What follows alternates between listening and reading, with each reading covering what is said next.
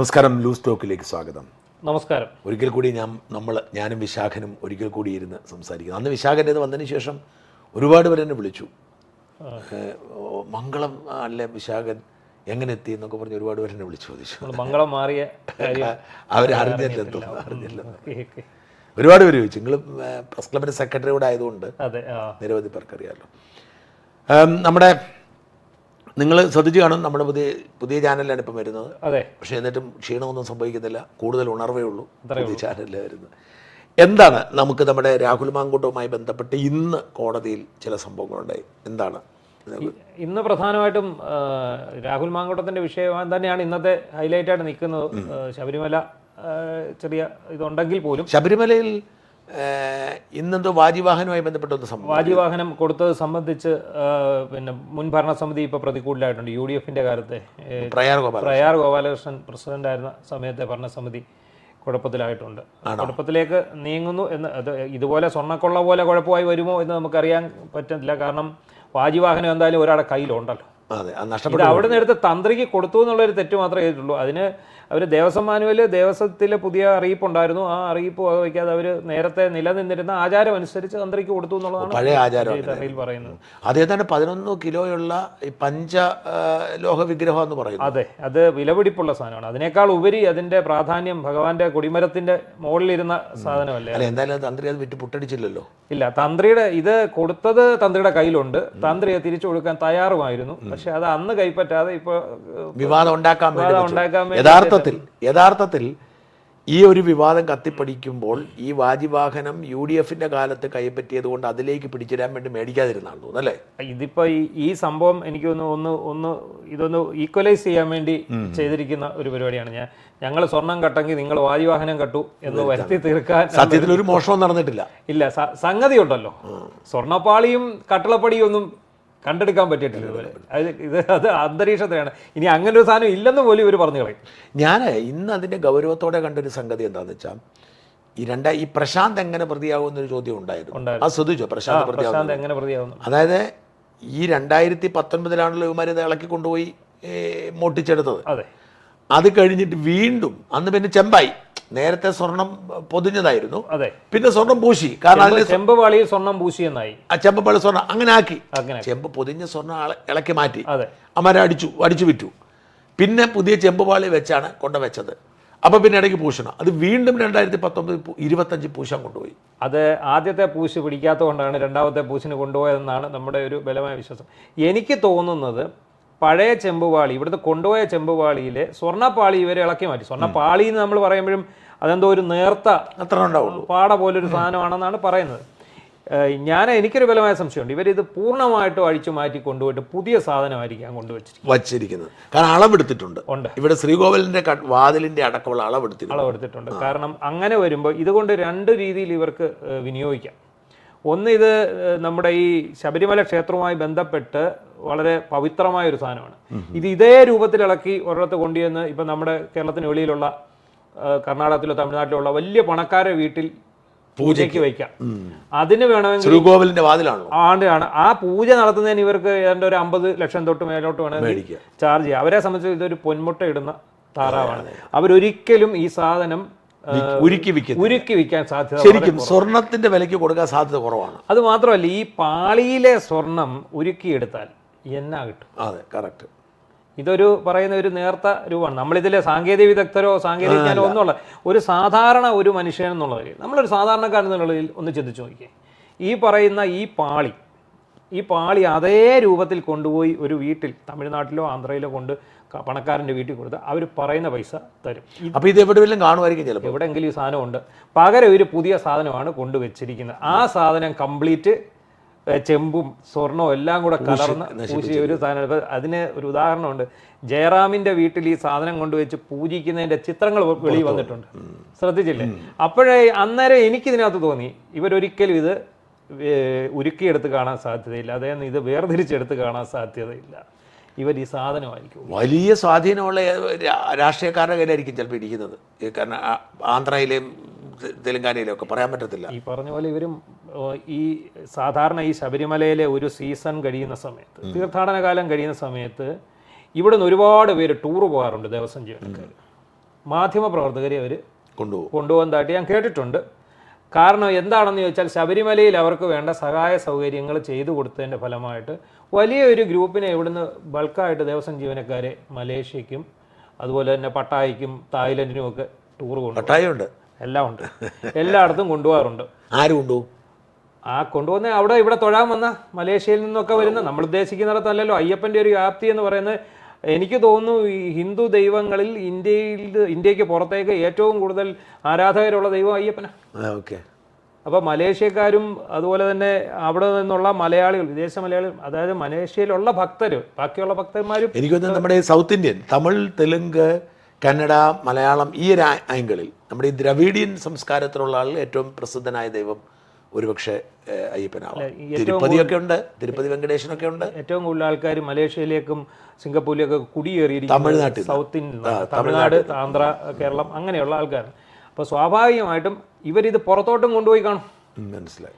സംഗതി എൻ്റെ ഒരു ബലമായ വിശ്വാസമാണ്. എൻ്റെ നമ്മളുടെ ഒരു മാധ്യമപ്രവർത്തകൻ എന്നുള്ള നിലയിൽ നമ്മൾ ചിന്തിച്ചപ്പോൾ, നമ്മുടെ ഇത്രയും വർഷത്തെ എക്സ്പീരിയൻസ് വെച്ച് ചിന്തിക്കുമ്പോൾ ഈ സാധനം ഉണ്ട് ഒറിജിനലായിട്ട് ഇവർ കൊണ്ടുവച്ചിരിക്കുന്നത് ഡ്യൂപ്ലിക്കേറ്റ്. ഈ 2025 ഈ സാധനം വീണ്ടും പൂശാൻ വേണ്ടി കൊണ്ടുപോയി എന്നുള്ളതാണ് പിടിക്കപ്പെടുന്നത്. അങ്ങനെയാണ് പിടിക്കപ്പെടുന്നത്. അതിൻ്റെ ഒരു സീരിയസ് ആർക്കും പിടിക്കുന്നത് എങ്ങനെ പിടിക്കപ്പെട്ടു എന്നൊരു തോന്നലുണ്ട്. എങ്ങനെയാണ് അത് പിടിക്കപ്പെടുന്നത്? അത് ശരിക്കും ആ സ്പെഷ്യൽ കമ്മീഷണറാണ് ജയകൃഷ്ണൻ എന്ന് പറഞ്ഞ സ്പെഷ്യൽ കമ്മീഷണറുടെ ശ്രദ്ധയിൽ ഇത് പെടുകയും അദ്ദേഹം ഹൈക്കോടതിക്ക് റിപ്പോർട്ട് കൊടുക്കും. കാരണം ഹൈക്കോടതിയുടെ അനുമതി ഇല്ലാതെയാണ് അങ്ങനെ തിരിച്ചു കൊണ്ടുപോയി.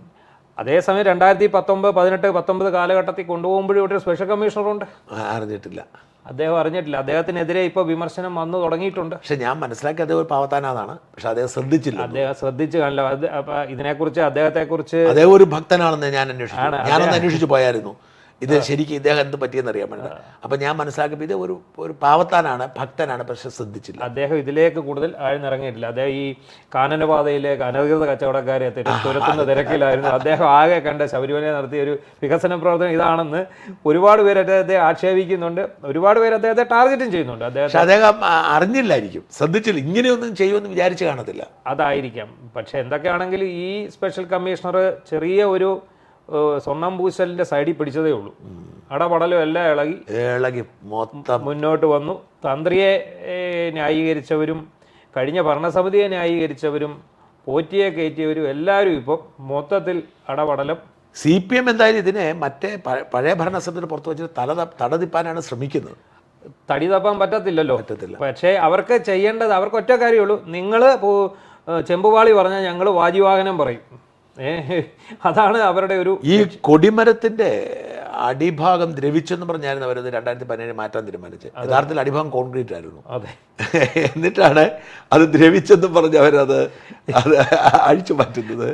പിന്നെ അതേ മറ്റു സാധനം ഉണ്ട്. ഈ വാജിവാഹനം മാത്രമല്ല, മറ്റു പല വിഗ്രഹങ്ങളും മറ്റു പല സാധനങ്ങളെല്ലാം ഉണ്ടായിരുന്നു. അതൊക്കെ ഈ വാജിവാഹനത്തെ ഈ സ്വർണത്തിന്റെ അലുക്കുണ്ടായിരുന്നു, അത് കാണാനില്ല. അത് പക്ഷെ കാറ്റടിക്കുമ്പോൾ ഇത് പോകുമെന്നാണ് പറയുന്നത്. ഈ നല്ല കാറ്റാണല്ലോ അവിടെ വരുന്നത്. പക്ഷേ ഇതിനിടയ്ക്ക് കഴിഞ്ഞ വർഷമാണോ അതിന് മുമ്പത്തെ വർഷമാണോ കൊടിമരത്തിന്റെ കൂട്ടി ആരോ കൊണ്ട് മെർക്കുറി ഒഴിച്ചൊരു സംഭവം. അത് ഇതുമായിട്ട് കൂട്ടി വായിക്കാൻ പറ്റുന്നതാണോ എന്നൊന്നും ആരും ചിന്തിച്ചില്ല. അത് ഏതോ ഒരു തമിഴ് ഭക്തൻ ആവേശം കയറിയിട്ട് ചെയ്തെന്നാണ്. അത് അവരുടെ നാട്ടിലെ ആചാരമാണ് പറയപ്പെടുന്നത്. എനിവേ, നമുക്ക് നമ്മുടെ വിഷയത്തിലേക്ക് കിടക്കാം. ഇന്ന് കോടതിയിൽ ജാമ്യ ഹർജി എത്തിയിരുന്നു. അതായത് ഈ രാഹുലിനെ കഴിഞ്ഞ ഞായറാഴ്ച ജയിലിൽ അടച്ചതാണ് അല്ലേ? ശനിയാഴ്ച രാത്രി പിടിച്ച് ഞായറാഴ്ച ജയിലിൽ അടച്ചതാണ്. 3 ദിവസം കസ്റ്റഡി കൊടുത്തു. ഇന്ന് വെള്ളിയാഴ്ചയായി. അപ്പം ഞാൻ ഈ അഭിഭാഷകനുമായി, ശാസ്ത്രമംഗൽ അജിത്താണല്ലോ അഭിഭാഷകൻ, അദ്ദേഹം സീനിയർ അഭിഭാഷകന്മാരുടെ ഒരാളാണ്. ഞാൻ അദ്ദേഹവുമായിട്ട് നല്ല കമ്മ്യൂണിക്കേഷൻ ഉള്ള ആളാണ്. അപ്പം ഞാൻ അദ്ദേഹത്തോട് ഇന്നലെ രാത്രിയും ഇന്നൊക്കെ ഈ കേസിന് ശേഷമൊക്കെ ഞാൻ വിളിച്ചു ചോദിച്ചിരുന്നു. അദ്ദേഹം ആദ്യം എന്നോട് പറഞ്ഞിരുന്നൊരു കാര്യം എന്ന് പറഞ്ഞാൽ, അതായത് തിങ്കളാഴ്ച ജാമ്യ ഹർജി കൊടുത്തപ്പോൾ എന്നോട് പറഞ്ഞിരുന്നത് പ്രസ് ചെയ്യുന്നില്ല ജാമ്യത്തിന്, ജാമ്യം തള്ളട്ടെ എന്നുള്ളതാണ് നയം. അതുകൊണ്ട് അദ്ദേഹം പോയില്ല, ജൂനിയറിനാണ് വിട്ടത്. അപ്പം ഞാൻ ചോദിച്ചു അതെന്താണെന്ന് ചോദിച്ചാൽ, എന്തായാലും ഒരു മജിസ്ട്രേറ്റ് കോടതി ജാമ്യം തരാൻ സാധ്യത കുറവാണ്. അത് മുൻകാല അനുഭവം അനുഭവമാണ്, അതുകൊണ്ടാണ്. പക്ഷേ അപ്പോഴും സംഭവിച്ചൊരു കാര്യം, തള്ളിയില്ല, വാദത്തിന് വേണ്ടി മാറ്റിവെച്ചു. അങ്ങനെ എന്നാ സംഭവിച്ചു? ഇപ്പോൾ ഒരാഴ്ചയോളം രാഹുൽ ജയിലിലായിപ്പോയി. 3 ദിവസം കസ്റ്റഡിയിലും കിട്ടി. ഇന്നായിരുന്നു വാദം നടന്നത്. ഇൻ ക്യാമറ പ്രൊസീഡിങ്സ് ആയിരുന്നു. അത് ഡിജിറ്റലായിട്ടുള്ള തെളിവുകൾ ഹാജരാക്കുന്നതിൻ്റെ ഭാഗമായിട്ടാണ് കോടതി അടച്ചിട്ട മുറിയിൽ വാദം കേട്ടതെന്നാണ് പറയുന്നത്. അതായത് അത് വളരെ സെൻസിറ്റീവായിട്ടുള്ള ചാറ്റുകൾ എന്തൊക്കെയോ അവതരിപ്പിച്ചു എന്നാണ് നമ്മൾ അറിഞ്ഞത്. എന്താണ് അവിടെ നടന്നതെന്ന് നമുക്കറിയില്ല. പക്ഷെ നമുക്ക് കിട്ടിയൊരു സൂചന എങ്ങനെയാണ് നമ്മുടെ അഭിഭാഷക? എനിക്ക് തോന്നുന്നത് ഈ സ്ത്രീയുടെ സ്വകാര്യത സംരക്ഷിക്കുന്ന ലക്ഷ്യത്തിൽ ഇത്തരം വിഷയങ്ങളിൽ പലപ്പോഴും ഇൻ ക്യാമറ പ്രൊസീഡിങ്സ് ആണ് നടത്തുന്നതെന്ന് തോന്നുന്നു. അതെ, പ്രത്യേകിച്ച് പ്രോസിക്യൂഷൻ ആവശ്യപ്പെട്ടാൽ, പ്രോസിക്യൂഷനോ അല്ലെങ്കിൽ പ്രതിക്കല്ല പ്രോസിക്യൂഷൻ ആവശ്യപ്പെട്ടാൽ സാധിക്കുമെന്ന് തോന്നുന്നു. പക്ഷേ ഇതിലൊക്കെ പറയുമ്പോഴും നമ്മൾ ചർച്ച ചെയ്യേണ്ട ഒരു കാര്യമുണ്ട്. ഈ പറഞ്ഞ സ്ക്രീൻഷോട്ടുകളെല്ലാം ഈ മാധ്യമങ്ങളുടെ കയ്യിൽ എങ്ങനെയാണ് വന്നത്? വളരെ വിചിത്രമാണ്, അതാണ് വളരെ വിചിത്രമാണ്. അപ്പോൾ എന്തായാലും ഇന്ന് സംഭവിച്ചത് ഞാൻ മനസ്സിലാക്കുന്നതനുസരിച്ച് വിശദമായി തന്നെ വാദം കേട്ടു. വിശദമായ വാദം കേട്ട കോടതി ചില ചോദ്യങ്ങൾ ചോദിച്ചു. റിപ്പീറ്റഡ് ഒഫൻസ് ഉണ്ടോ എന്നുള്ളത് കോടതി എടുത്ത് ചോദിച്ചു. പലപ്പോഴും ഈ സ്വന്തം ഇഷ്ടപ്രകാരമാണ് എന്ന് പറയാനായിട്ട് എടുക്കുന്ന ഒരു ഈ റിപ്പീറ്റഡ് ഒഫൻസ് ഉണ്ടോ എന്ന് ചോദിച്ചത് വാസ്തവത്തിൽ ഇരയ്ക്ക് അനുകൂലമാണ്. അതെ, എന്ന് വെച്ചാൽ ഒറ്റത്തവണ മാത്രമേ ഉണ്ടായിട്ടുള്ളെങ്കിൽ റേപ്പാണെന്ന് വേണമെങ്കിൽ കരുതാം, സ്ഥാപിക്കാതെ. റിപ്പീറ്റഡ് ആണെങ്കിൽ എപ്പോഴും ചോദിക്കുന്നൊരു ചോദ്യം, ഈ റേപ്പിന് ഇരയായാൽ എന്തിനാണ് പിന്നെയും പോയെന്ന് ചോദ്യമുണ്ട്. ഇവിടെ അഡ്മിറ്റ് ചെയ്തിരിക്കുന്നതും പറഞ്ഞിരിക്കുന്നതൊക്കെ ഒരു തവണ മാത്രമേ ഉള്ളൂ. അതെ, അതുകൊണ്ട് കോടതിയുടെ ആ ചോദ്യത്തിൽ നിന്നും ഒരു നിഗമനം ഒരുപക്ഷെ ജാമ്യം നിഷേധിക്കും. മാത്രമല്ല ഈ കോടതി ഇന്ന് ഇത് കേട്ടിട്ട് നമ്മളിപ്പോൾ കോടതി എന്ന് പറയുന്ന ഒരു മനുഷ്യരാണല്ലോ, അവർ പ്രത്യേകിച്ച് ജഡ്ജ് ഒരു മജിസ്ട്രേറ്റ് ഒരു സ്ത്രീയാണ്. അപ്പം നിയമപരമായി ഇത് നിലനിൽക്കത്തില്ല എന്നുള്ള കാര്യത്തിലാണ് രാഹുലിൻ്റെ അഭിഭാഷകൻ ഹൈലൈറ്റ് ചെയ്തത്. പക്ഷേ നിയമം ഒരു വശത്ത്, മറുവശത്ത് കേൾക്കുന്ന ആൾ ഒരു വ്യക്തിയാണ്. അതെ, ആ വ്യക്തി പ്രത്യേകിച്ച് ഒരു സ്ത്രീയാണ്. ദിലീപിൻ്റെ അനുഭവം മുമ്പിലുണ്ട്. അതുകൊണ്ട് പ്രത്യേകിച്ച് വലിയ മാധ്യമ ശ്രദ്ധ, വലിയ മാധ്യമ വിചാരണ നടക്കുന്നൊരു കേസാണ്. എങ്ങനെയും രാഹുലിനെ തകർക്കുക എന്നുള്ള വലിയൊരു സംഭവം നടക്കും. അതുകൊണ്ട് എനിക്ക് തോന്നുന്നത് എൻ്റെ ഒരു നിഗമനം ജാമ്യം നിഷേധിക്കപ്പെടുമെന്നാണ്. വക്കീലിന് ജാമ്യം കിട്ടുമെന്ന് പ്രതീക്ഷ ഉണ്ടായിരുന്നില്ല. വാദം കഴിഞ്ഞപ്പോൾ ഒരു പാതി പ്രതീക്ഷയുണ്ട്, അർദ്ധമനസ്സോടെയാണ്. അതായത് ലീഗൽ പോയിന്റൊക്കെ ജഡ്ജിന് പിടിയിട്ടിട്ടുണ്ട്, മജിസ്ട്രേറ്റ് പിടിയിട്ടിട്ടുണ്ട്. ലീഗൽ പോയിന്റ് മാത്രം നോക്കിയാൽ കിട്ടും. അതേസമയം മജിസ്ട്രേറ്റ് ഒരു മനുഷ്യ സ്ത്രീയും കൂടെ ആണല്ലോ. അത് മാത്രമല്ല, ഇതിപ്പോൾ നമ്മൾ പറഞ്ഞ പോലെ ഈ റേപ്പ് ഒരു തവണ നടന്നിട്ടുള്ളൂ എന്നുള്ളത്. പക്ഷെ അതിനുശേഷം ഇവരുടെ റിലേഷൻ തുടരുന്നുണ്ട്. ആ റിലേഷനിലുള്ള ചാറ്റുകളുടെ ഭാഗമാണ് നമ്മുടെ മാധ്യമങ്ങളിൽ വന്നത്. അല്ല, അതൊക്കെ വരുമ്പോഴും ഉണ്ടാകുന്ന പ്രശ്നം ഇതൊരു തവണ നടന്നിട്ടുള്ളെങ്കിലും കോടതിയുടെ മുമ്പിലേക്ക് പ്രോസിക്യൂഷൻ പറഞ്ഞു വെച്ചിരിക്കുന്ന ഇവൻ ഓടി നടന്ന് പെണ്ണുങ്ങളെ പീഡിപ്പിക്കുന്നവനാണ്. പീഡനമാണോ സമ്മതമാണോ ഒന്നും സാരമില്ല. പക്ഷേ സമ്മതമാണെങ്കിൽ പോലും ഒരു സ്ത്രീ ആയിരിക്കുന്ന മജിസ്ട്രേറ്റ് കേക്കെയാണ്, ഇവനൊരു MLA ആണ്, പൊതുപ്രവർത്തകനാണ്.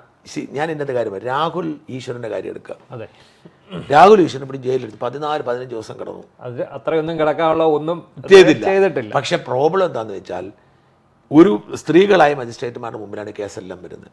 ഈ കേസെല്ലാം വരുമ്പോൾ ഇവൻ്റെ വീഡിയോ കാണുമ്പോൾ ഇവൻ നിയമപരമായി നോക്കുമ്പോൾ കറക്റ്റാണ്. പക്ഷെ ഇവൻ്റെ വീഡിയോ കേൾക്കുമ്പോൾ എന്തോ ഈ പറയുന്നതെന്നൊരു തോന്നലുണ്ടാവും. സ്ത്രീകളെ അധിക്ഷേപിക്കുന്നു, പരിഹസിക്കുന്നു, എന്താ ഇത്തരത്തിലുള്ള സാധനങ്ങളെ എല്ലാം ഇവൻ്റെ ഒരു രീതി ഉണ്ടല്ലോ, അദ്ദേഹം അങ്ങനെ പ്രതികരിക്കാൻ അറിയത്തുള്ളൂ. അപ്പം ഇത് കാണുന്ന ഒരു മജിസ്ട്രേറ്റിന് ജാമ്യം കൊടുക്കാൻ പറ്റത്തില്ല. അപ്പം ഞാൻ പറഞ്ഞു ഏറ്റവും ഒടുവിൽ അവൻ ജാമ്യം കൊടുത്തപ്പോഴും വക്കീലിനെ വിളിച്ച് വാൺ ചെയ്തു, ഇനി ആരെങ്കിലും കൊണ്ട് പരാതിപ്പെട്ട ഞാൻ കാണിച്ചു തരാമെന്ന് പറഞ്ഞു. പരാതിപ്പെട്ടു. ഇപ്പം 16-ാം തീയതി 17-ാം തീയതി വരുവാ. ഞാൻ അവനോട് പറഞ്ഞു നീ മുങ്ങുന്ന നല്ലത്, മിക്കവാറും ഇപ്പോഴത്തെ സാഹചര്യത്തിൽ ജാമ്യം റദ്ദാക്കാനുള്ള സാധ്യത. ഇത് ചാനൽ ചർച്ചയിലും ഏതാണ്ട് ഇത് തന്നെ അവസ്ഥ. ഒരു തവണ ബൈജു കൊട്ടാരക്കരയായിട്ട് നീ എന്തോടാ കൊരങ്ങനാന്നുള്ള ചിരിക്കുന്ന പറഞ്ഞിട്ട് ഭയങ്കര വൈറലായിട്ടുള്ള ഒരു ചർച്ചയുണ്ട്. ബൈജു കൊട്ടാരക്കയുടെ കാര്യമൊന്നും പറയണ്ട. അവനെ പോലെ സത്യസന്ധതയില്ലാത്ത, മര്യാദയില്ലാത്ത ഒരു മനുഷ്യനെ ഞാൻ ഈ സിനിമാ ഫീൽഡിൽ കണ്ടിട്ടില്ല, ബൈജു കൊട്ടാരക്കരയെ. അദ്ദേഹത്തെക്കുറിച്ച് ഇദ്ദേഹം പറഞ്ഞ കമന്റുകളാണ് നമ്മുടെ സ്ഥിരമായിട്ട് വിമർശിക്കുന്ന ഒരാളുണ്ടല്ലോ, ശാന്തിവിള. അദ്ദേഹം ഇദ്ദേഹത്തിന്റെ ഒരു കഥ പറഞ്ഞതായിട്ട്. അല്ലല്ല, ബൈജു കൊട്ടാരക്കരയെ കുറിച്ച് ഒന്നും പറയാതിരിക്കുന്നതല്ലേ, നമുക്ക് പറയാനുള്ളൊരു യോഗ്യതയൊക്കെ ഇല്ല. അപ്പം നമ്മുടെ കേസിൽ ജാമ്യാപേക്ഷ നിഷേധിക്കപ്പെടാനുള്ള സാധ്യത കൂടുതലാണ്. വക്കീലും പ്രതീക്ഷിക്കുന്നത് അതാണ്. അങ്ങനെ തള്ളിക്കിട്ടണം, സെഷൻസ് കോടതിയിൽ പോകണം. വക്കീൽ ആഗ്രഹിച്ചിരുന്ന തിങ്കളാഴ്ച കൊടുക്കുന്ന ദിവസം തന്നെ തള്ളണമെന്നായിരുന്നു. പക്ഷെ അത് ഒരാഴ്ച നീട്ടിവെച്ചു.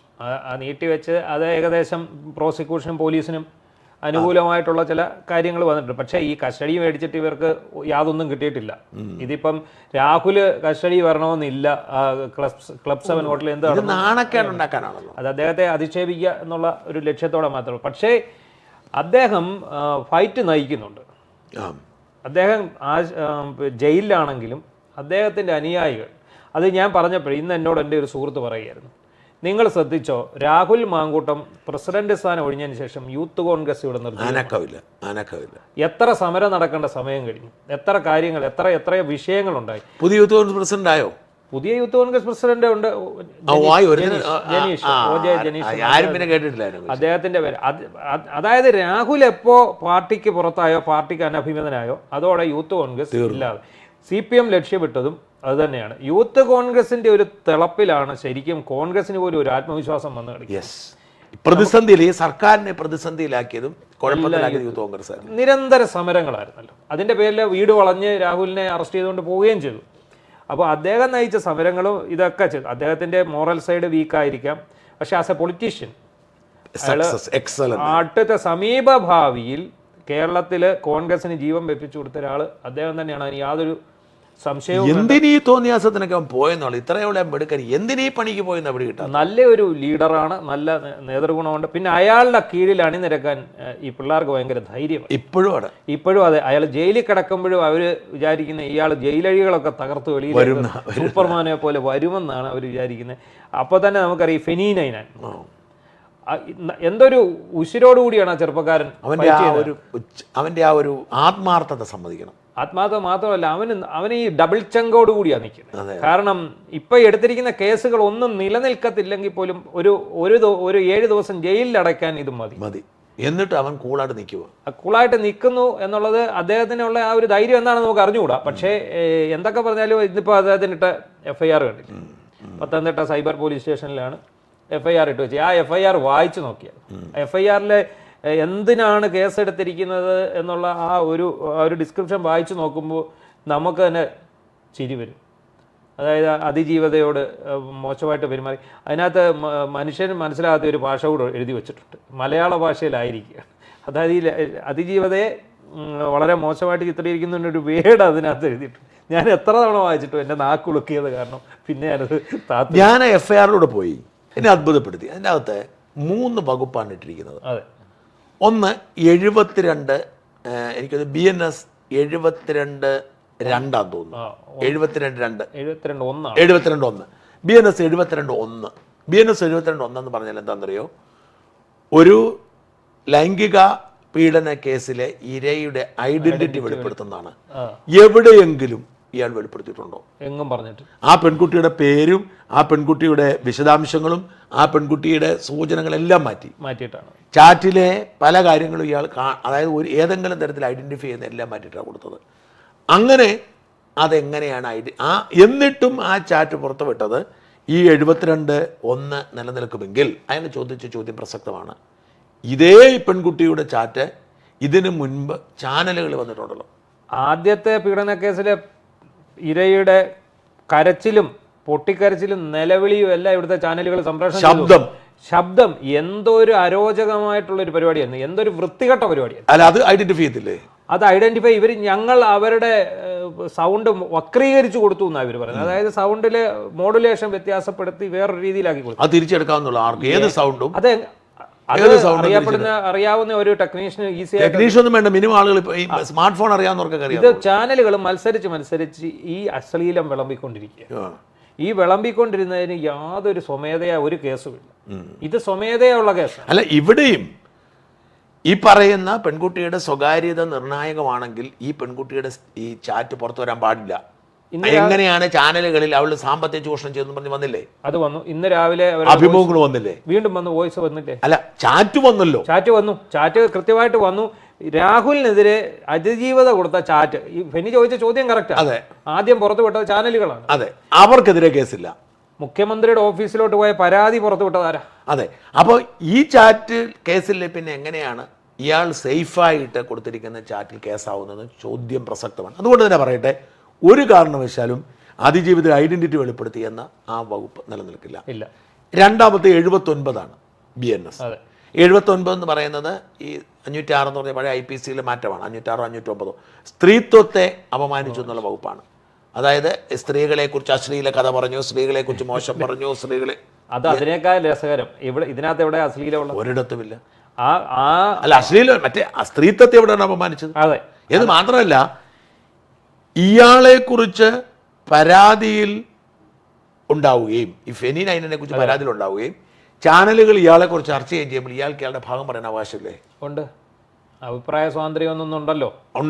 ഉണ്ട്. ഇനി മൂന്നാമത്തത് ആണ് ഏറ്റവും വിചിത്രം. ഇത് രണ്ടും ജാമ്യമുള്ള വകുപ്പ്. മറ്റേത് IT വകുപ്പിന് IT ആക്ടിലെ 67 എന്ന് പറയുന്ന വകുപ്പാണ് ചുമത്തിയിരിക്കുന്നത്. അത് ജാമ്യമില്ല വകുപ്പാണ്. അത് ട്രാൻസ്മിറ്റിംഗ് ഒബ്സീൻ മെറ്റീരിയൽസ് എന്നാണ്. അതായത് ലൈംഗിക താല്പര്യത്തോടെ അശ്ലീല ചുവയുള്ള എന്ത് സംപ്രേഷണം ചെയ്തത്. അങ്ങനെയാണ് നിങ്ങളുടെ പഴയ മംഗളം ചാനലിന്റെ MDയും ആളുകൾ അകത്തായില്ലേ? അവർക്ക് പറ്റിപ്പോയത് CEO അകത്തായി. അവർ എഡിറ്റ് ചെയ്യാതെ ആ ശബ്ദം വിട്ടു. ഈ പൂച്ചക്കുട്ടി എന്ന് പറഞ്ഞ് വിളിച്ച് ബഹളം വെക്കുന്നുണ്ടല്ലോ, അങ്ങേരെ അങ്ങ് അലറി വിളിക്കുന്ന ആ സാധനം അതേപടി വിട്ടു. അതോടുകൂടി അത് അശ്ലീല സംഭവം. ഇവിടെ എങ്ങനെ നടന്നത്? ഇവിടെ അതിനകത്ത് ബീപ്പ് കേൾപ്പിക്കാൻ പറ്റുന്ന സാധനം ഒന്നുമില്ല. ഇവിടെ ബീപ്പും കേൾപ്പിക്കേണ്ട, ഈ പറയുന്ന ഒരു തരത്തിൽ അശ്ലീലായിരിക്കും. അതായത് ജാമ്യമില്ലാ വകുപ്പാകാൻ വേണ്ടി കൃത്യമായിട്ട് ഈ പയ്യനെതിരെയുള്ള ഈ സാധനം അവർ കേട്ടിച്ചു. അതിനകത്ത് ഒരു കാര്യം കൊണ്ട് ജാമ്യമില്ലാ വകുപ്പ് മാത്രമല്ല, അവന്റെ വീട് റെയ്ഡ് ചെയ്യാനും അവന്റെ ഗാഡ്ജറ്റ്സ് പിടിച്ചെടുക്കാനും അവന്റെ മൊബൈൽ ഫോണും പിടിച്ചെടുക്കാനാണ് ഇവരുടെ ലക്ഷ്യം. അതാണ്. അതിനുവേണ്ടിയാണ് ഇവർ ഇങ്ങനെ ഒരു സാധനം ഇട്ടത്. ഇപ്പം മറുനാടൻ്റെ കേസിൽ ഒന്നും അറിയാത്ത എൻ്റെ വീട്ടിൽ കയറി മൊബൈൽ ഫോൺ എടുത്തോണ്ട് എന്താ നമ്മൾ തമ്മിലുള്ള സൗഹൃദത്തിന്റെ പുറത്താണ് അവർ വിളിക്കുന്നത്. അപ്പോൾ എന്തിനാണ് ഫോണെന്ന് നമ്മൾ ചോദിക്കുമ്പം ഇത് നിങ്ങൾ തമ്മിൽ ഒളിവിലുള്ള ഷാജൻസ്കറിയെ നിങ്ങൾ സാമ്പത്തികമായി സഹായിക്കും. അതാണ് അതിനകത്തെ ലക്ഷ്യം. ഇപ്പം ഞാൻ അതെന്താന്ന് വെച്ചാൽ അവരുടെ ലക്ഷ്യം അവർ ബാങ്ക് അക്കൗണ്ട് മുഴുവൻ മരവിപ്പിച്ചിട്ടുണ്ട്. ബാങ്ക് അക്കൗണ്ട് മുഴുവൻ മരവിപ്പിച്ചിട്ട് എന്നെ ശ്വാസം മുട്ടിക്കാൻ നോക്കി. പക്ഷേ ഇവർ വിചാരിച്ചോ നമ്മൾ ഈ പറയുന്ന ബാങ്ക് അക്കൗണ്ട് മാത്രമാണ് നമുക്ക് ഈ ബാങ്ക് അക്കൗണ്ട് അല്ല, നമ്മളെ സഹായിക്കുന്ന അത്ര ആളുകളുണ്ട്. അവിടെ എൻ്റെ കാര്യത്തിൽ അത് തിരിച്ചടി കിട്ടിയത് എങ്ങനെയാണ്? ഞാനൊരിക്കലും ഇതൊരു കോടതിയെ സമീപിക്കുമെന്ന്, ഞാൻ മൊബൈൽ ഫോണും കൊടുത്തിട്ട് വീട്ടിൽ കിടന്ന് ഉറങ്ങുമെന്നാണ് അവർ കരുതിയിരുന്നത്. കോടതിയിൽ ചെന്ന് കഴിഞ്ഞപ്പോൾ ഇവർക്ക് ഉത്തരവില്ല. എന്ത് പറയാനാ? ഒന്നിനകത്ത് ഉത്തരവില്ല. അയാൾ പ്രതിയാണോ അല്ല, അയാൾ വാദിയാണോ അല്ല, അയാൾ എന്തെങ്കിലും പ്രശ്നമുണ്ട് ഏതെങ്കിലും ഇടത്തോടെ ഒന്നുമില്ല. പിന്നെ എന്തിനു പിടിച്ചു? ഒരനക്കമില്ല. ഇല്ല, അദ്ദേഹത്തിന്റെ ഫോൺ ഞങ്ങൾക്ക് ആവശ്യമില്ല എന്ന് അവസാനം പറഞ്ഞു. അങ്ങനെയാണ് തിരിച്ചു തരുന്നത്. പോലീസ് തന്നെ പറഞ്ഞു ഞങ്ങൾക്ക് അദ്ദേഹത്തിന്റെ ഫോൺ ആവശ്യമില്ല, തിരിച്ചു കൊടുത്തേ. എന്നിട്ട് തിരിച്ചു തരാതെ കുറെ എന്നെ കറക്കുകയും ചെയ്തു. അതെന്തുകൊണ്ടാണ്? നമ്മള് ഫൈറ്റ് ചെയ്തുകൊണ്ടാണ്. അപ്പം അന്ന് നമ്മുടെ ജീവനക്കാർ ഒരുപാട് പേരുടെ ഫോൺ കൊണ്ടുവന്ന് തിരിച്ചു ഒന്നും കിട്ടിയിട്ടില്ല. അപ്പൊ യഥാർത്ഥത്തിൽ അവരാണ് പ്രതികളെ അല്ല. പക്ഷെ ഇവർക്കൊക്കെ വേണമെങ്കിൽ ഈ ഫോൺ എന്റെ വിധി വെച്ച് വേണമെങ്കിൽ അത് ഓരോരുത്തരും പോകണം. ഓരോരുത്തരും ഈ വിധി ചൂണ്ടിക്കാണിച്ചാൽ മതി. ഇൻഡിവിജ്വലായിട്ട് പോയി എടുക്കേണ്ടി വരും. ഇന്ന് പറഞ്ഞ പോലെയാണ് ഇത് ഇവനെ ഉപദ്രവിക്കുക എന്ന് പറഞ്ഞാൽ ഇവന്റെ പേരിൽ ഇട്ടിരിക്കുന്നു. എന്നിട്ട് എനിക്ക് ഏറ്റവും സന്തോഷം തോന്നി, ഇവ അനങ്ങിയിട്ടില്ല. ഇവനെ ഞാൻ ഇന്ന് സംസാരിച്ചു. അവൻ പറഞ്ഞു, ചേട്ടാ അതിപ്പോൾ അവരെന്നെ അറസ്റ്റ് ചെയ്ത് ചെയ്യട്ടെ. ഞാനൊരു പൊതുപ്രവർത്തകനാണ്. പൊതുപ്രവർത്തനത്തിൽ ഞാൻ എത്തുമ്പോൾ സ്വാഭാവികമായും സർക്കാരിൻ്റെയും പോലീസിനും വേട്ടയാണ് പ്രതീക്ഷിക്കുന്നുണ്ട്. അമരനെ പിടി ജയിലിൽ അടയ്ക്കട്ടെ. അല്ല, അയാളുടെ മൈലേജ് കൂടത്തേ ഉള്ളൂ. അയാളുടെ മൈലേജ് ഭയങ്കര. ഇപ്പൊ നമുക്കറിയാം ഏറ്റവും കൂടുതൽ ഇപ്പോൾ ഒരു അഭിപ്രായ വോട്ടെടുപ്പ് നടത്തിയാൽ ഈ കേരളത്തില് മൈലേജ് കൂടിയിരിക്കുന്ന ആള് രാഹുൽ മാങ്കൂട്ടം, ഏറ്റവും വലിയ ജനപ്രിയനായ ആള്. എന്ത് വിഡ്ഢികളാണ് ഈ സർക്കാരും പോലീസും എന്നാണ് ഞാൻ ആലോചിക്കുന്നത്. ഞാൻ ഇന്നലെ നമ്മുടെ ഹാഷ്മി 24 ന്യൂസിൽ നടത്തുന്ന ചർച്ചയുടെ മറ്റേ ജിൻഡോ ജോൺ വാദിക്കുന്നതിൻ്റെ എനിക്ക് ആരോ ഒരു അയച്ചു തന്നു നമ്മുടെ ഈ. അപ്പം ഈ ഹാഷ്മി അങ്ങ് വികാരഭരിതനായി, നിങ്ങൾ അങ്ങനെ അപ്പം ജിൻഡോ നല്ല സ്ട്രോങ്. ജിൻഡോ സത്യത്തിൽ ഈ രാഹുൽ നേരത്തെ തള്ളിപ്പറഞ്ഞ ആളാണ്. പക്ഷേ എങ്കിൽ പോലും ഈ ജിൻഡോ പറയുന്നത് ഈ കാണിച്ച വൃത്തികേടാണെന്ന് പറഞ്ഞ് ജിൻഡോ സ്ട്രോങ് ആയിട്ട് സംസാരിക്കുകയാണ്. ഞാൻ ചുമ്മാ എൻ്റെ കമൻറ്റ് നോക്കി, എല്ലാ കമൻറ്റുകളും ഹാഷ്മിയെ തെറി വിളിച്ചിട്ട് ജിൻഡോയെ ന്യായീകരിക്കുകയാണ്. അതിൻ്റെ എന്നല്ല, രാഹുലിനെതിരെ ഈ റിപ്പോർട്ടർ ചാനലടക്കം അവർ പ്ലാൻ ചെയ്തിരിക്കുന്ന സ്റ്റോറികളും പ്ലാൻ ചെയ്തിരിക്കുന്നതുകൊണ്ട് സ്വാഭാവികമായി സംഭവിക്കുന്നതുകൊണ്ട് ഇതിൻ്റെ എല്ലാ അടിയിൽ കയ്യടി മുഴുവൻ രാഹുൽ. ഇതിൻ്റെ രസം കേൾക്കണോ? ഈ ശനിയാഴ്ച അർദ്ധരാത്രിയിലാണ് രാഹുലിനെ പിടികിട്ടുന്നത്. അന്ന് പിറ്റേ ദിവസം രാവിലെ ആയി കഴിഞ്ഞപ്പോഴത്തേക്കും രാഹുലിനെതിരായുള്ള പോസ്റ്റുകളുടെ പ്രളയമായിരുന്നു. അപ്പം ഞാൻ അന്തിച്ചു പോയി. ഞായറാഴ്ച ഞാൻ രാത്രി വൈകിയ വന്ന് കിടന്നത്. പിന്നെ ഞാൻ കാണുമ്പോൾ കംപ്ലീറ്റ് ചാനലുകളിലും കംപ്ലീറ്റ് സോഷ്യൽ മീഡിയയിലും രാഹുലിനെതിരാണ്. അപ്പം ഞാൻ എൻ്റെ വിശദാംശങ്ങൾ അന്വേഷിച്ച് കഴിഞ്ഞപ്പോൾ എനിക്ക് മനസ്സിലായി ഇത് തട്ടിപ്പാന്ന് മനസ്സിലായി. അപ്പം ഞാനാണ് ആദ്യമായിട്ട് രാഹുലിനെ ഭാഗികമായി അനുകൂലിക്കുന്നത്. അപ്പോൾ എന്നെ ചീത്തയാണ്. അന്ന് എല്ലാവരോടും ഞാൻ പറഞ്ഞൊരു കാര്യമുണ്ട്, നിങ്ങൾ നോക്കിക്കോ, പതിയെ ഇത് ടെസ്റ്റ് ചെയ്യും, ഇതിൻ്റെ വിശദാംശങ്ങൾ പതിയെ പുറത്ത് വരുമ്പോൾ ആളുകൾ തിരികെ പറഞ്ഞു. ഇപ്പോൾ ഒരാഴ്ച കഴിഞ്ഞ് നോക്കുമ്പോൾ ഒരാൾ പോലും ഈ പറയുന്ന രാഹുലിനെ അനുകൂലിക്കാത്തവരായില്ല എന്നുള്ളതാണ്. കാരണം മറ്റതെല്ലാം പെയ്ഡ് എന്ന് വേണം തോന്നിക്കുന്ന തരത്തിൽ രാഹുലിനോട് വാശി തീർക്കാൻ വേണ്ടി ചാനലുകളും ഈ പറയുന്ന CPM BJP ആളുകൾക്ക് ഒരുമിച്ചെടുത്ത് അറ്റാക്കായിരുന്നു. കംപ്ലീറ്റ് തിരിഞ്ഞു. അതാണ് ഞാൻ പറഞ്ഞത്, ഈ സർക്കാരിന് ഏറ്റവും കൂടുതൽ ശോഭകേടുണ്ടാക്കിയ ഒരു ഡിപ്പാർട്ട്മെന്റ് എന്ന് പറഞ്ഞാൽ ആഭ്യന്തരമാണ്. ഈ ആഭ്യന്തര വകുപ്പ് ചെയ്തു വെച്ച കാര്യങ്ങളെ മുഴുവൻ നേരെയാക്കാൻ വേണ്ടി ഈ അവസാന കാലത്ത് നടത്തുന്ന ശ്രമങ്ങളുടെ ഭാഗമാണ് ഇപ്പോൾ ഈ നടന്നുകൊണ്ടിരിക്കുന്ന ഈ ഒരു. പക്ഷെ അത് ഇതുവരെ ചെയ്തതിനെക്കാട്ടിലെല്ലാം നെഗറ്റീവ് ഈ സർക്കാരിന്റെ ശവപ്പെട്ടിയിലെ അവസാനത്തെ ആണിയാണ് ഇപ്പോൾ അടിച്ചുകൊണ്ടിരിക്കുന്നത്. അല്ല, ഇപ്പം ഞാൻ ചോദിക്കുന്നത് രാഹുലിൻ്റെ അവിടെ നിൽക്കട്ടെ, രാഹുലിനെ അവരെന്തോ തോൽപ്പിച്ചു, പക്ഷെ അത് തിരിച്ചടി ഉണ്ടാവും. ഈ ഫെനി നൈനോട് ചെയ്തിരിക്കുന്ന സാധനം എന്ന് പറഞ്ഞുകൊണ്ടല്ലോ, നിങ്ങൾ വളരെ കൃത്യമായൊരു കാര്യമാണ്. ഞങ്ങൾ പറയുന്നതൊക്കെ നിങ്ങൾ കേട്ടോണ്ട് മറുഭാവം പറയാൻ പാടില്ല. അതായത് അതിജീവിതയുടെ മൊഴി കൊടുക്കാം, അതിജീവിതയുടെ ചാറ്റ് കൊടുക്കാം, പക്ഷേ ഫെനി നൈനാൻ പറയാൻ പാടില്ല. പറഞ്ഞ കേസ് ഇതേ ഇരട്ടത്താപ്പ് മാധ്യമങ്ങളുടെ ഭാഗത്തും ഉണ്ട്.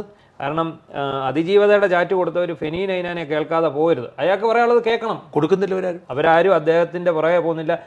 അയാൾ പിന്നെ നഗരസഭാ ഇലക്ഷനിൽ മത്സരിച്ച സമയത്ത് അയാൾക്ക് അന്ന് ഇവർ ചാനലുകാരെല്ലാം ചെന്ന് അദ്ദേഹത്തിൻ്റെ ബൈറ്റ് എടുത്തു, ആദ്യത്തെ രാഹുലിൻ്റെ വിഷയം വരുന്ന സമയത്ത്.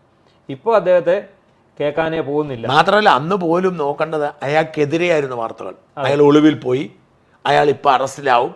യഥാർത്ഥത്തിൽ അയാൾ പ്രതി പോലും ആയില്ല, ഒന്നുമില്ല. ആ കേസിൽ അയാൾ ഇല്ല. ഞാൻ ഓർത്തുകൊണ്ടത് അയാൾ പ്രതിയാണെന്നാണ്. അയാൾ ആ കേസിലില്ല. അയാളെ കേസിലില്ല. ഇതിപ്പോൾ ചാനലുകൾ മുഴുവൻ പറഞ്ഞിരുന്നത് അയാൾ പ്രതിയാണ്, അയാൾ ഇപ്പോൾ അകത്താവും, കുഴപ്പക്കാരനാണ്. പക്ഷേ അയാളെ കേസിൽ പ്രതിയല്ല. ആലോചിച്ച് നോക്കിയേ. ഞാൻ ഇതിനകത്തൊക്കെ ഇപ്പം സപ്പോസ് ഈ ഭരണം അവസാനിക്കുന്നു, UDF അധികാരത്തിൽ, ഈ കേസുകളുടെ എല്ലാം ഗതി എന്തായി മാറും? UDFകാരും ഇവന്റെ വീഴ്ചയ്ക്ക് ഒരു പങ്കുണ്ട്, എങ്കിൽ പോലും എല്ലാവരും ഇല്ല. അതായത് ഇന്നും VD സതീശൻ ഫെനിക്കെതിരെ എന്തോ സംസാരിച്ചിട്ടുണ്ട്. അപ്പം ഇദ്ദേഹം സംസാരിച്ചത് സ്ത്രീകൾക്കെതിരായ ഒന്നും ഞങ്ങൾ വെച്ചു ഉറപ്പിക്കില്ല. ഇവിടെ സ്ത്രീ സംരക്ഷകരാണ് എന്നാണ് അറിയപ്പെടുന്നത്. എല്ലാ ആൾക്കാരും സ്ത്രീ സംരക്ഷണത്തിന് വേണ്ടി വാദിക്കുന്ന ആൾക്കാരാണ്. അപ്പോൾ പോലും അവരുടെ കൂട്ടത്തിലുള്ള സ്ത്രീയായ ശ്രീനാദേവിക്ക് നേരെ ശക്തമായിട്ടുള്ള സൈബർ ആക്രമണം നടന്നു. മിണ്ടുന്നില്ലവരാരും, ആരും മിണ്ടുന്നില്ല. എന്നിട്ട് മാത്രം ശ്രീനാദേവിക്കെതിരെ അവർ പരാതി കേസ് ഇവരെന്തോ ശ്രീനാദേവി എന്തോ കുറ്റം ചെയ്തെന്ന് പറഞ്ഞാണ് കാരണം കാണിക്കൽ നൽകിയിരിക്കുകയാണ്. നൽകിയോ? കൊടുത്തു. പത്തനംതിട്ട DCC പ്രസിഡന്റ് പറഞ്ഞിട്ടുണ്ട്, ഇത് കൊടുത്തിട്ടുണ്ട്, ശ്രീനാദേവിക്കെതിരെ കൊടുത്തിട്ടുണ്ട്. അവർ ഈ ഒന്നാമത് ഇവർ പറയുന്നത് അവരിപ്പോൾ പാർട്ടിയിലോട്ട് വന്നതല്ലേ ഉള്ളൂ, ഞങ്ങളുടെ സെറ്റപ്പ് ഒന്നും അവർക്ക് അറിഞ്ഞുകൂടാ. അവർ കമ്മ്യൂണിസ്റ്റ് പാർട്ടിയിൽ നിന്നാണ്, അച്ചടക്കമുള്ള ഒരു പാർട്ടിയിൽ നിന്നാണ് ഇതിലൊക്കെ വരുന്നത്. അപ്പോൾ അവർ അത്ര പ്രതികരിച്ചിട്ടുണ്ടെങ്കിൽ അതിലെ ഓരോ വരികളും നമ്മൾ നേരത്തെ ചർച്ച ചെയ്തതാണ്. അതിനകത്ത് ഓരോ വരികളും, കാരണം അവരൊരു ബ്രില്യൻ ലേഡിയാണ്. അതെ, വളരെ ബഹുമാനം തോന്നുന്ന ഒരു ലേഡിയാണ്. മാത്രമല്ല എനിക്ക് തോന്നുന്നു കോൺഗ്രസിന് കിട്ടിയ ഒരു അസറ്റാണ് അവർ. ആ അസറ്റിനെ അവർ കൃത്യമായി സംരക്ഷിച്ച് അവരുടെ രീതിയിൽ മുന്നോട്ട് കൊണ്ടുപോകുന്നതിന് പകരം അവരെ ഇപ്പം തന്നെ ചവിട്ടി പുറത്താക്കാനാണ് ഇവർ നീക്കം നടത്തുന്നത്. അല്ല, അത് അവർക്ക് എപ്പോഴും അങ്ങനെ. അതായത് ഒരു പത്തനംതിട്ടയിലെ അവരുടെ ആ ഒരു സംവിധാനത്തിനകത്തേക്ക് സ്വാധീനമുള്ള ഒരാൾ വന്നാൽ പേടിയാണ് ഇവർക്ക്. ഇപ്പോൾ ആറന്മുള വീണ ജോർജിനെ നേരിടാൻ ഏറ്റവും നല്ല കാൻഡിഡേറ്റ് ആണ്. ആരിലേക്ക് മാറിയല്ലേ? ആ രീതിയിലേക്ക് മാറി എന്ന് പറഞ്ഞാൽ വിജയ് ഇന്ദുജോടനെ ഒന്നും നിങ്ങൾ ചതിക്കരുത്. വിജയ് ഓക്കെ നമ്മൾ പറയുന്നതല്ല, ഒരു സ്ത്രീക്കെതിരെ ഒരു സ്ത്രീ നിൽക്കുക എന്നുള്ള ഒരു അർത്ഥത്തിലാണ് ഞാനത് പറഞ്ഞത്. കാരണം ഞാൻ ഇവരുടെ പല സംഭാഷണങ്ങളും കേട്ടിട്ടുണ്ട്. നമ്മളൊരു ചോദ്യം ചോദിച്ചാൽ അവർ നൽകുന്ന മറുപടി കേട്ടിട്ടുണ്ട്. ഇത്രമാത്രം പക്വതയോടെ, ഇത്രമാത്രം പാകതയോടെ വിഷയങ്ങൾ അറിഞ്ഞ് സംസാരിക്കാൻ പൊതുപ്രവർത്തന രംഗത്ത് കുറവാണ് അല്ലേ? കാരണം അവർ നല്ല വെൽ സ്റ്റഡീഡാണ്. കോൺഗ്രസിൻ്റെ നമ്മുടെ മഹിളാ കോൺഗ്രസ്സുകാർക്കിടയിൽ ഇത്രയും ഭംഗിയായിട്ട് സംസാരിക്കാൻ അറിയാവുന്ന ആൾക്കാർ വളരെ കുറവാണ്. എന്തായാലും ഇവരെ VD സതീശൻ എന്തിനാണ് പിന്നെയും നടന്ന് ഈ ചൊറിയെന്ന് എനിക്ക് മനസ്സിലായിട്ടില്ല. ഈ സതീശൻ ഒരു സ്റ്റാൻഡ് എടുത്തു, ആ സ്റ്റാൻഡിൻ്റെ ഭാഗമായി സതീശൻ നിശബ്ദ പാലിക്കുക. ഇപ്പം ഞാനൊരു കാര്യം ചോദിച്ചോട്ടെ, ഏതെങ്കിലും ഒരു സ്ത്രീക്കെതിരെ പരാതി കൊടുത്ത് അപ്പം നടപടി എടുക്കാനാണ് എന്തുകൊണ്ടാണ് കോവള MLA വിൻസെന്റിനെ ഇപ്പോഴും പാർട്ടികൾ കൊണ്ട് നടക്കുന്നത്? അതെ, ഇവർ പ്രതിരോധത്തിലേക്ക് പോകുന്നത് എന്തിന്? അല്ല, ഞാൻ ചോദിക്കും, എൽദോസ് കുന്നപ്പള്ളിയെയും വിൻസെന്റിനെ പുറത്താക്കട്ടെ. അതെ, രണ്ടുപേരും ഈ പറയുന്ന ബലാത്സംഗ കേസിൽ ജയിലിൽ കിടന്നവരാ. അതെ. അപ്പം ആദ്യം സതീശൻ ചെയ്യേണ്ടത് അവരെ തൻ്റെ നിയമസഭാ കക്ഷിയിൽ നിന്ന് ഒഴിവാക്കണം, അവരെ പുറത്താക്കണം, എന്നിട്ട് ഇവൻ്റെ പുറകെ നടക്കാം. അത്രയേ ഉള്ളൂ.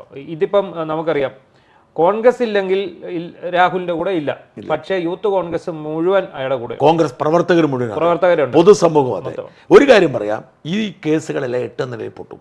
അത് പൊട്ടിപ്പോവും. ഈ പൊട്ടിയാൽ ഇനിയിപ്പോൾ കോൺഗ്രസ് കൂടെ നിന്നില്ലെങ്കിൽ പോലും ഫൈറ്റ് ചെയ്യാനുള്ള കെൽപ്പ് അവനുണ്ട്. ഒറ്റയ്ക്ക് നിൽക്കാനുള്ള, ഒറ്റയ്ക്ക് ഫൈറ്റ് ചെയ്ത് ഇപ്പോൾ ഈ പൂങ്കുഴിയിൽ മുതൽ ഇവനിട്ട് പണിതവർക്കെല്ലാം തിരിച്ച് പണി കൊടുക്കാനുള്ള ശേഷി അവനുണ്ട്. നാളെ ഒരു ദിവസം DIG പൂങ്കുഴിൽ ഇവൻ്റെ മുമ്പിൽ സല്യൂട്ട് അടിക്കുന്ന ഒരു കാലം ഉണ്ടാവും. ഉറപ്പായിട്ടും ഇന്ന് പാതിരാത്രി പേടിപ്പിച്ചിട്ട് പിടിച്ച് അകത്തിട്ട് ഇവൻ്റെ മുമ്പിൽ സല്യൂട്ട് അടിക്കുന്ന ഒരു കാലം ഉണ്ടാവും. അല്ല, വേറെ കാര്യമുണ്ട്. രാഹുൽ ഒരു കാരണവശാലും ഭയന്നിട്ടില്ല.